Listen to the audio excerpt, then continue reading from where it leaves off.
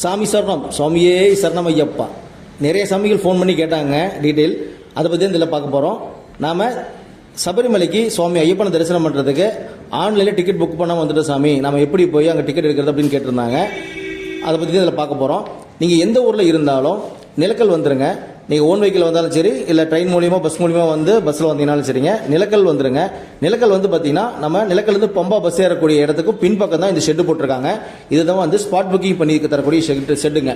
இந்த ஷெட்டுக்குள்ளே வந்துட்டீங்கனாலே உங்களுடைய ஆதார் கார்டு கொடுத்தா போதுங்க. ஆதார் கார்டு கொடுத்துட்டு மொபைல் நம்பர் கொடுத்தோம்னா உடனே நமக்கு டைப் பண்ணி அன்னைக்கு டேட்டுக்குள்ளே சாமி தரிசனம் பண்ணுறதுக்கான டோக்கன் நமக்கு கொடுத்துருவாங்க. நீங்கள் குரூப்பாக பஸ்ஸில் எத்தனை பேர் குருசாமியோடு வந்தீங்கனாலும் பரவாயில்லைங்க. ஒரே ஒரு நபர் மட்டும் போய், ஒரே ஒரு சாமி மட்டும் போய் எல்லாரும் ஆதார் கார்டையும் கொடுத்துட்டு மொபைல் நம்பர் கொடுத்தீங்கன்னா அது டிக்கெட் புக் பண்ணி கொடுத்துருவாங்க. அந்த டிக்கெட் எடுத்துகிட்டு நாம் அங்கே இருக்கக்கூடிய பஸ்ஸில் ஏறி போய்க்கலாங்க. பஸ் டிக்கெட் பார்த்தீங்கன்னா 50 ரூபாங்க. நிலக்கல்லேருந்து பம்பா போகிறதுக்கு போயிட்டு சாமி ஐயப்பனை தரிசனம் பண்ணலாம். இந்த மாதிரி வீடியோ பார்க்குறது